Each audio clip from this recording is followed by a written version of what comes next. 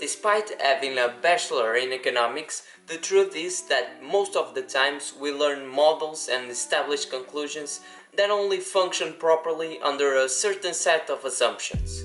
The book that I bring you here today is called Freakonomics, and in here, the authors Stephen Levitt and Stephen Dubner seek to bring the field of economics back to where it belongs by studying real problems and retrieving more important insights regarding our behavior and how incentives should be managed.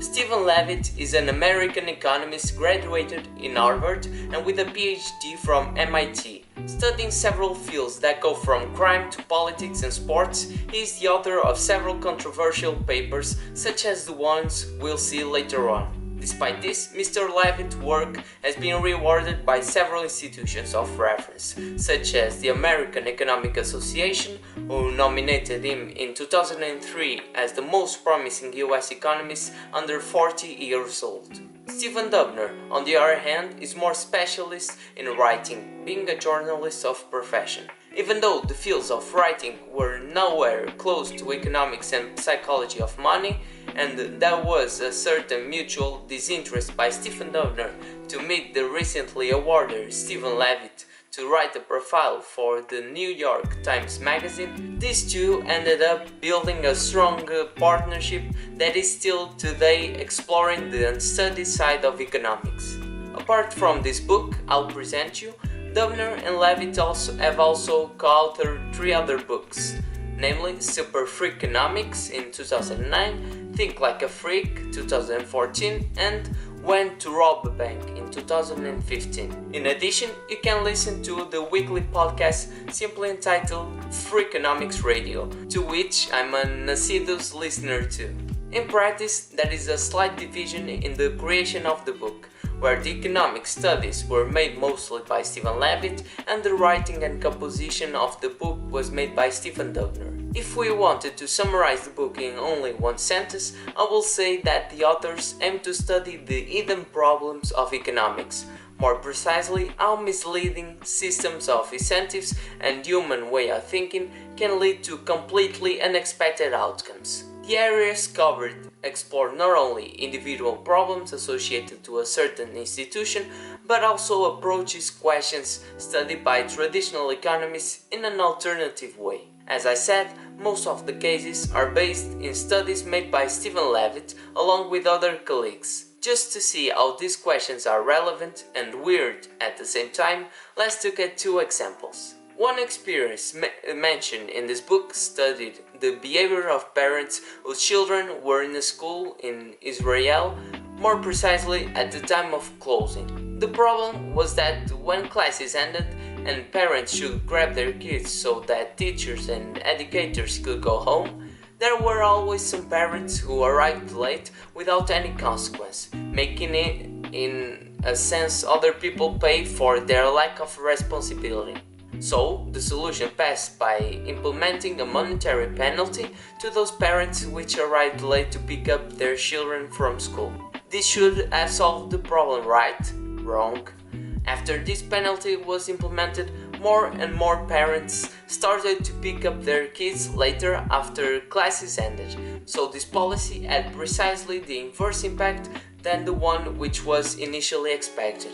But why so? The main response from the authors is very interesting and relies on the way parents saw the penalization. The thing is, instead of perceiving the monetary payment as a consequence for arriving late, the parents saw this as an additional service from the school, which made them not feel guilty and instead taking advantage of it. In addition, when the pecuniary penalty was once again removed, the number of parents who arrived late continued relatively higher, maintaining above the initial number. This is possibly explained by the fact that the idea that this service provided by the school continued, but was now offered for free.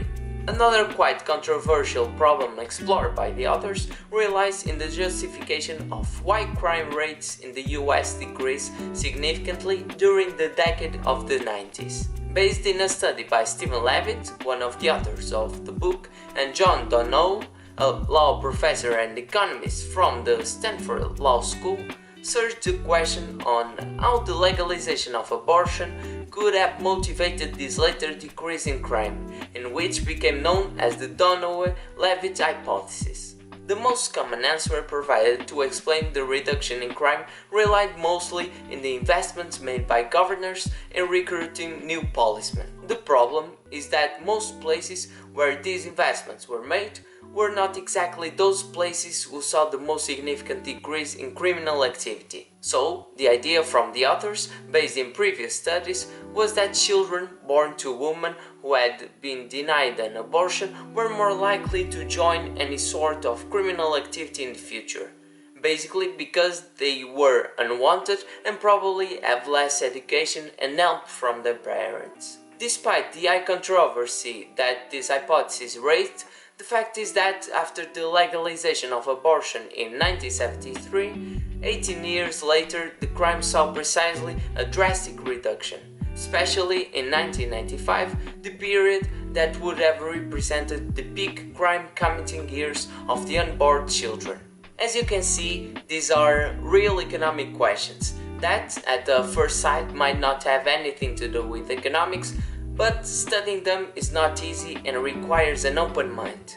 These were only two of the many problems raised by the authors during the book, but the others were equally interesting. Despite the complexity of these problems, Stephen Levitt and Stephen Dubner are able to make you think for yourself throughout the entire book without needing any background in economics. One of the main things I appreciated was that every question approached real and actual problems, always based in experiences that keep you constantly interested in finishing each chapter. After reading this, I will read for sure the remaining books from these authors.